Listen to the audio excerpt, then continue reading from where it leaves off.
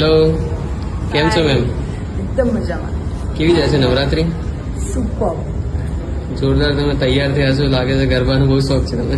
સખત શોખ છે મને, અને કહેવાય ને કે બસ આ જે 9 દિવસ છે કે બહુ જ બધા કામ આ તેમાંથી મતલબ એક નાનો બ્રેક અમને પણ મળતો હોય છે. સો યસ. બાકી હમણાં કરંટ પ્રોજેક્ટ્સમાં શું આવી રહ્યું છે? સો આ નવેમ્બર અમારા લોકોની ફિલ્મ આવી રહી છે રહસ્ય, that too in 2 language, Hindi and Gujarati.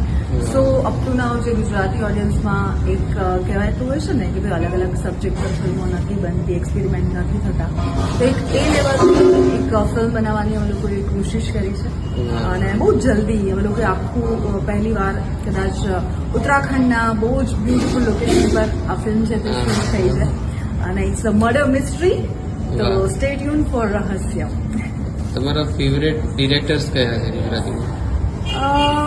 જો બહુ અઘરો ક્વેશ્ચન કહેવાય આ, પણ મને લકીલી ઇન્ડસ્ટ્રીમાં બહુ સારા ઘણા બધા ડિરેક્ટર સાથે કામ કરવા મળ્યું છે, અને હજુ પણ જે નવા સબ્જેક્ટ સાથે, કારણ કે મને સ્ટીરિયોટાઇપ નથી થવું, અલગ અલગ જે રોલ છે એ કરવા છે.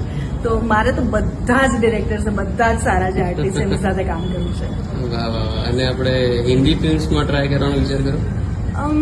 આમ જોઈએ તો મારી જે શરૂઆત છે આ ઇન્ડસ્ટ્રીમાં, તો મેં અમૂલની એડથી શરૂઆત થઈ હતી મારી. that too બાય લાઈક બહુ એક્સિડેન્ટલ આખી શરૂઆત હતી, અને મને 1-2 પ્રોજેક્ટ માટે અપ્રોચ કરવામાં આવ્યો છે. તો યુ નેવર નો, બહુ જલ્દી તમે મને કોઈ હિન્દી પ્રોજેક્ટમાં પણ જોઈ શકો છો.